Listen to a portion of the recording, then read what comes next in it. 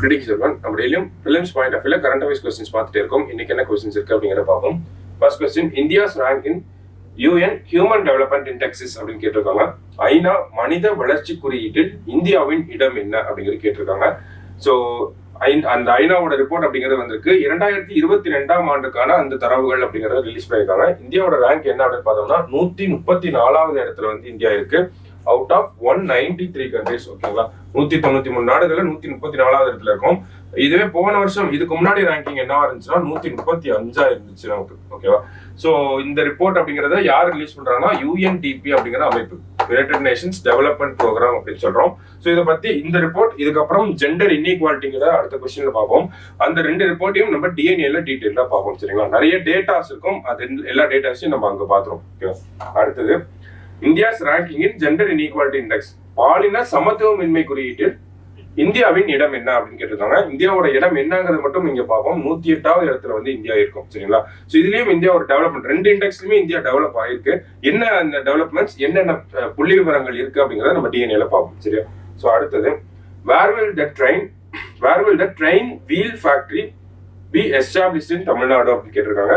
தமிழகத்தில் ரயில் சக்கர தொழிற்சாலை எங்க அமைய உள்ளது அப்படிங்கிற கேட்டிருக்காங்க. சோ ரயில் சக்கரங்களுக்கான தொழிற்சாலை உலக அளவுல, உலக தரத்துல வந்து நம்ம ரெடி பண்ண போறோம்.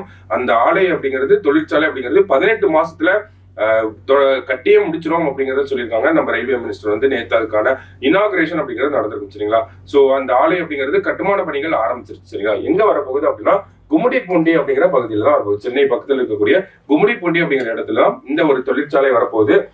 ட்ரெயினோட வீல்ஸ் எல்லாம் மேனுஃபேக்சர் பண்ணி வேர்ல்டு கண்ட்ரீஸ்க்கும் நம்ம எக்ஸ்போர்ட் பண்ண போறோம். அதான் இது முக்கியமான விஷயம். சரிங்களா, கும்மிடிப்பூண்டி அப்படிங்கிறத கரெக்ட் ஆன்சர்.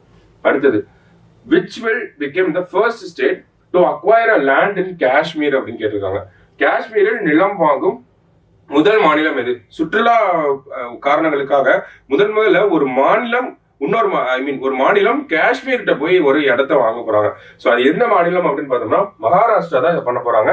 என்ன காரணம், இன்னும் வேற என்ன காரணங்கள் இருக்கு அப்படிங்கிறது டிஎன்ஏலையும் பார்ப்போம். சரிங்களா, சோ அடுத்தது லாஸ்டா, consider the following statements. Gyanesh Kumar and Sukhbir Sandhu were appointed as the election commissioners அப்படின்னு கொடுத்திருக்காங்க. They were selected by a selection committee comprising of Prime Minister, Union Minister and Leader of Opposition அப்படின்னு கொடுத்திருக்காங்க. தமிழ்ல பார்த்தோம்னா, தேர்தல் ஆணையர்களாக ஞானேஷ் குமார் மற்றும் சுக்பீர் சந்து ஆகியோர் நியமிக்கப்பட்டுள்ளனர். அவர்கள் பிரதமர், மத்திய அமைச்சர், எதிர்கட்சி தலைவர் ஆகியோர் அடங்கிய தேர்வு குழுவால் தேர்ந்தெடுக்கப்பட்டனர் அப்படின்னு கேட்டிருக்காங்க. சோ ரெண்டுமே கரெக்டான ஸ்டேட்மெண்ட் தான். நமக்கு ஃபர்ஸ்ட் ஸ்டேட்மெண்ட்ல ஞானேஷ் குமார் மற்றும் சுக்பீர் சந்து அப்படிங்கிற ரெண்டு பேரும் அப்பாயிண்ட் பண்ணிருக்காங்க. இவங்க தேர்தல் ஆணையர்கள். தலைமை தேர்தல் ஆணையரா யார் இருக்காங்கன்னா ராஜீவ் குமார் அவர்கள் வந்து இருக்காரு. சரிங்களா, சோ ஃபர்ஸ்ட் ஸ்டேட்மெண்ட் கரெக்ட். அடுத்தது பார்த்தோம்னா தேர்வு குழு, அதாவது எலெக்ஷன் கமிஷனர்ஸ் அப்பாயின்மெண்ட் ஆக்ட் 2023 இருக்கு. ஓகேங்களா, தேர்தல் ஆணையர்கள் நியமன சட்டம் அப்படிங்கிறது 2023 டிசம்பர்ல வந்திருக்கும்.